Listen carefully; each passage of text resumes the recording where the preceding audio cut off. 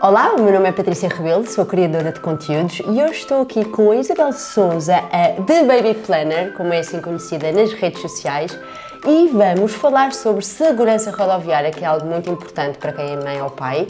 Estás pronta? Acho que sim. Vamos começar? Ver. Vamos começar. Boa.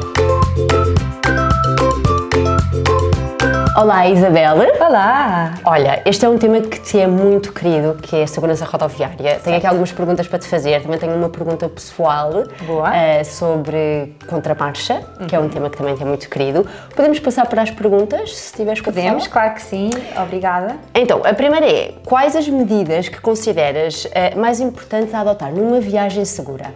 Boa, olha, isso é uma pergunta excelente, porque há muitas pessoas que acham que passa só por comprar um sistema de retenção. Um sistema de retenção é uma cadeira auto adequada e não é só isso, ou seja, tudo aquilo que envolve desde a colocação do bebê na cadeira auto até à forma como nós instalamos a cadeira auto no nosso automóvel. A como instalamos também o bebê, o próprio bebê, apertamos o arnês e tudo mais no sistema de retenção. E ao lugar em que colocamos a cadeira auto, tudo isto são fatores, e depois obviamente a forma como nós conduzimos, que vão contribuir ou não para uma segurança maior ou menor no automóvel. Portanto, eu diria que, em primeiro lugar, escolher o sistema de retenção correto. Em segundo lugar, termos sempre atenção e pedir ajuda a um especialista na hora da colocação do sistema de retenção no nosso automóvel. E quando colocamos o bebê dentro do sistema de retenção, termos sempre atenção à forma como vestimos o nosso bebê. Nada de casacos. Nada de casacos volumosos, quispes, anoraks, enfim, o que quiserem chamar. Queres explicar porquê? Porque eu acho que as pessoas não têm essa ideia de porque não se pode usar. Pronto, então, basicamente o que acontece é que quanto mais pequenino é o bebê, maior o risco de, em tendo um casaco volumoso, em caso de travagem ou acidente, de o bebê sair do sistema de retenção e às vezes, muitas vezes, o casaco até pode lá ficar, ok? Então o que é que nós sabemos? Sabemos que tudo o que é casacos volumosos acabam por criar uma falsa sensação que o bebê está devidamente apertado e não está. Ok? O que nós queremos é que haja um dedo no limite de distância entre o arnês e o osso do bebê, portanto aqui na parte do ombro. E é normal que aqui na zona abdominal, que haja até uma folga, porque eles acabam por ficar um bocadinho mais encurvados e acaba por haver uma folga na zona abdominal. Onde nós não queremos folga é aqui na zona dos ombros, ok? Portanto, isto é um cuidado que devem mesmo ter em consideração. E depois o lugar onde vão colocar a cadeira auto, portanto, jamais no lugar da frente, ok? A menos que o carro seja de 2 lugares. Ok. Quais é que são os erros que os pais mais cometem em questão de segurança no trânsito? Olha, em primeiro lugar, levar um ovinho no lugar do pendura, ok? E eu não vou dizer lugar do morto, como recorrentemente se deve dizer, porque acho que é um tema demasiado feio para esta conversa, que se pretende ser uma conversa construtiva e que informe de facto os pais. Aquilo que acontece é que os pais, muitas vezes, por uma questão até de insegurança dos próprios pais, acabam por colocar os bebés no lugar imediatamente ao lado do condutor. Este lugar é o mais perigoso, porquê? Porque é o mais vulnerável a impactos frontais, que são os mais frequentes, os laterais, que, apesar de serem os segundos mais frequentes, são os que causam danos neurológicos maiores nas crianças, e depois o lugar que está mais suscetível a distrações. Ou seja, tu quando tens a tua bebé ao teu lado, ou o teu bebé ao teu lado, então se usar Xuxa ainda mais, basta a Xuxa cair ou basta fazer um barulhinho, tu estás logo ali a olhar e não estás a olhar para a estrada. Portanto, esse é um erro muito comum que muitos pais fazem. A não apertar bem o arnês também é outro erro muito comum, e a colocação dos casacos. E depois, pais que não têm base Isofix, não tirar a folga do cinto de segurança que envolve o sistema de retenção. É outro erro que está sempre a acontecer, eu estou sempre a ver isto. Portanto, ovinhos que são presos e cadeiras auto que são presas, que parece que estão mais soltas que presas, ok? Ok. Então os pais têm que ter sempre, por isso é que é muito importante também irem a uma loja que seja especializada para fazer a instalação. É importante, mas o que eu vejo mais nas lojas é que por conta da rotatividade das pessoas, este é um tema que é mesmo preciso, eu já perdi a conta às formações que tenho nesta área, porque de facto é preciso, primeiro as coisas estão sempre a atualizar, e segundo, é mesmo preciso teres mão, e mão nos materiais, e mão na forma como tu pões e tiras uma cadeira auto, e eu acho que as pessoas, ao não ficarem muito tempo nas lojas, acabam por não ter esta mão e depois elas próprias não conseguirem ajudar os pais da forma mais correta.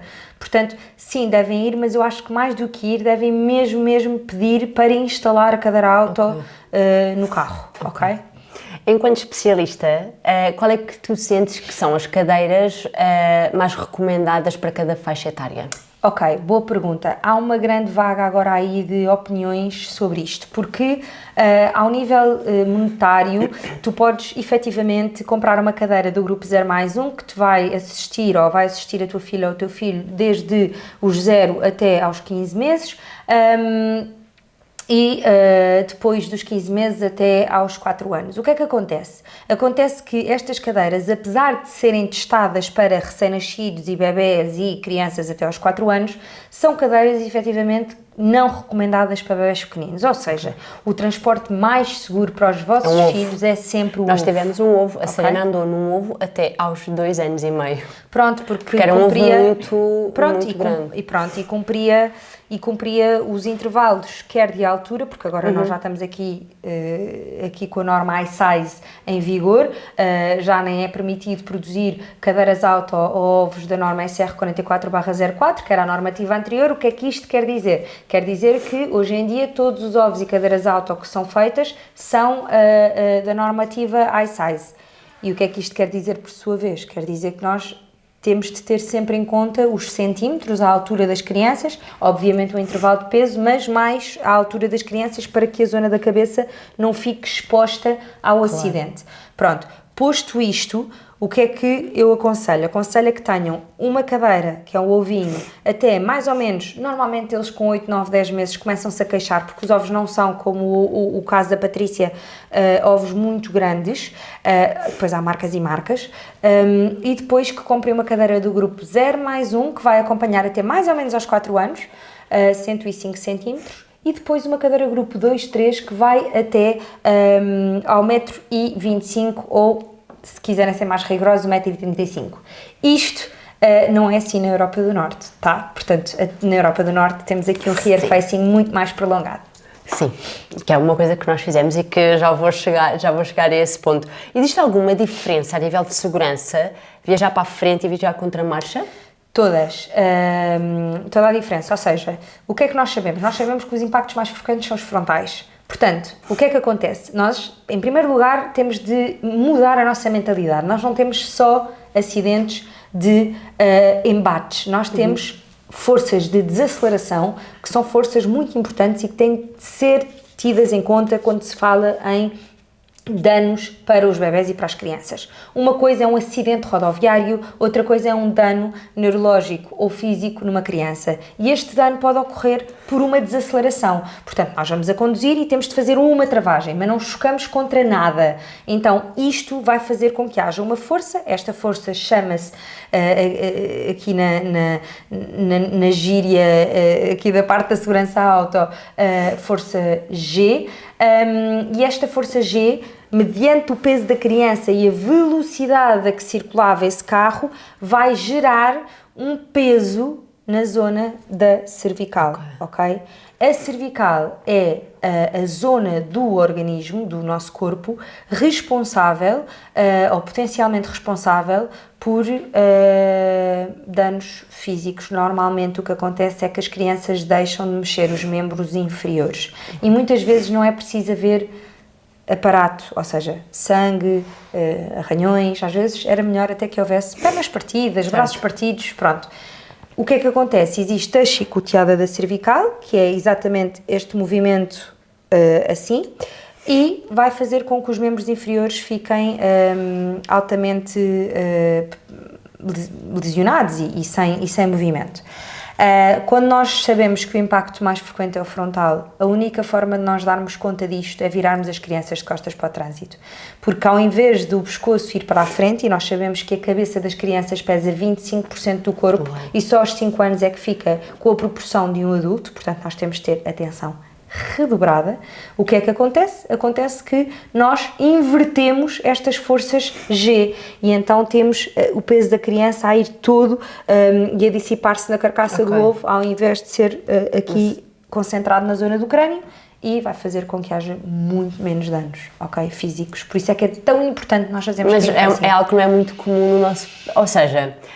É comum andar contra-marcha, mas, por exemplo, que era aquilo que eu te ia dizer sobre contra-marcha mais tarde, nós comprámos, a Serena saiu do ovo, nós comprámos agora uma cadeira que vai até aos 6, 7 anos, que é uma coisa que cá não é muito comum. É verdade.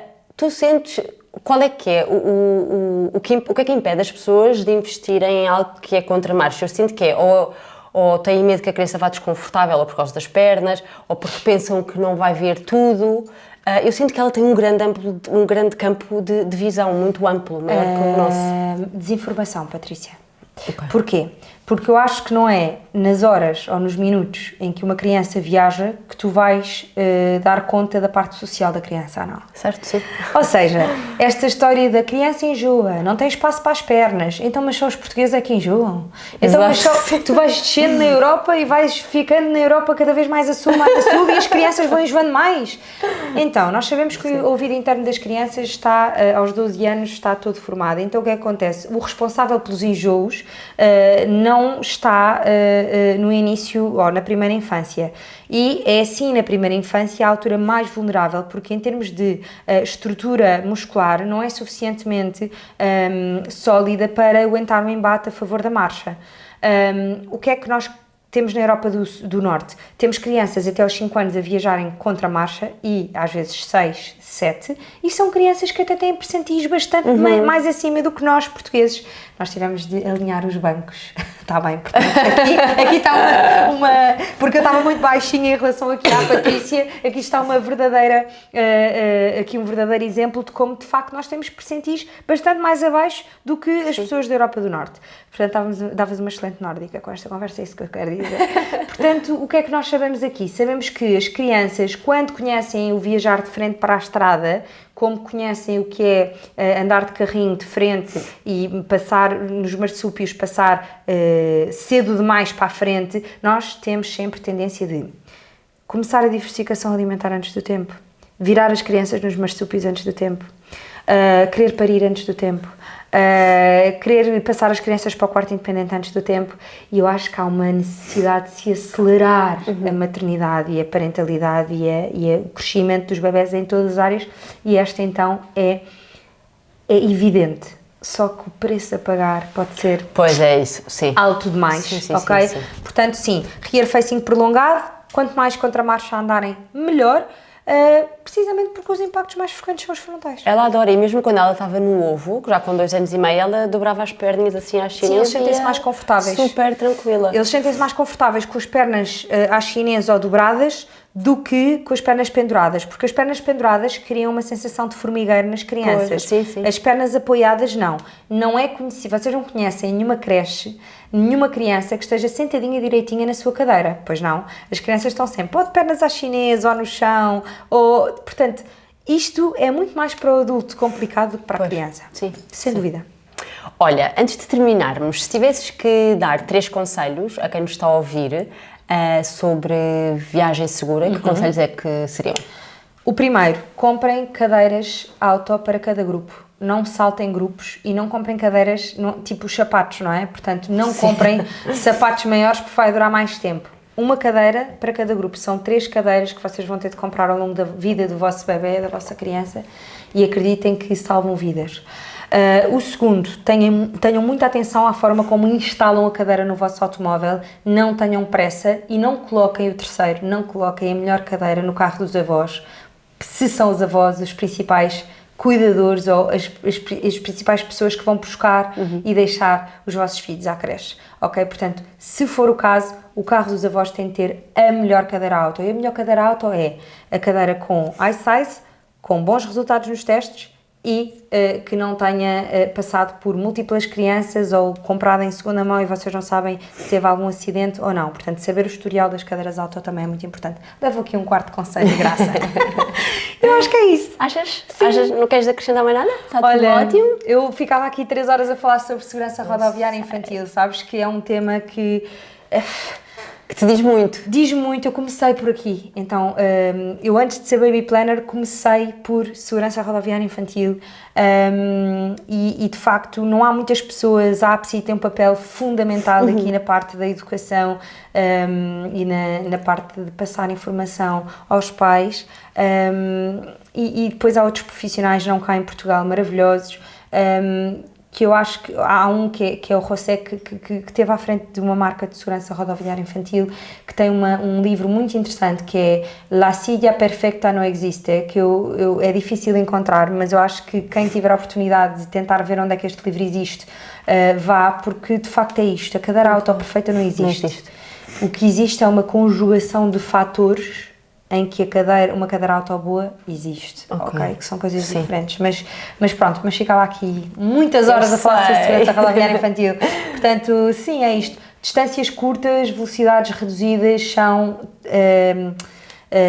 as maiores, é onde ocorrem mais acidentes, portanto não é porque o vosso bebê adormeceu no restaurante e a vossa casa é já ali que vocês não vão usar uma cadeira auto, não amamentem dentro dos carros, eu sei que às vezes é difícil porque eles podem estar a chorar, mas é mesmo perigoso, prefiro que vocês parem e que vão alimentar o vosso bebê, seja amamentando, seja alimentando de outra forma, mas que parem os carros, ou seja, há muita gente que viaja com os bebés ao colo e é mesmo... Que era como se fazia no nosso tempo, não é? Olha, outra coisa que não falámos, o impacto geracional é brutal. Muito grande. No nosso tempo, nós viajávamos todos atrás. Sem cinto. Sem cinto. Todos tipo 5, 6, 7. E depois temos os nossos pais a dizerem assim: olha, no teu tempo não havia nada disso e nunca te aconteceu nada e estás aqui. Mas quantos não estão? Exato. Ou quantos estão em más condições? É assustador os números em Alcoitão e em centros de recuperação e tudo mais de crianças com lesões gravíssimas e para o resto da vida por acidentes de cara a cacá, ok? Os acidentes rodoviários e as cadeiras são testadas a 60, 70 km por hora, aqui neste intervalo. Não são a 120 nem a 140. E isto tem-nos de levar a pensar o porquê, ok? Portanto, velocidades reduzidas, distâncias curtas, é a velhinha que atravessou a estrada, é o cão que atravessou, é a bola que foi para o meio... Isto é mesmo importante, mas não é só uma consciência de pais, é uma consciência dos nossos jovens, dos nossos adultos e de educar uma geração que vem aí para, de facto, a consciencialização nas estradas. É um bocado por aí. Obrigada, és muito sábia. Estou sempre a aprender. Obrigada. Com as famílias e com a literatura, que não é muita em relação a este tema.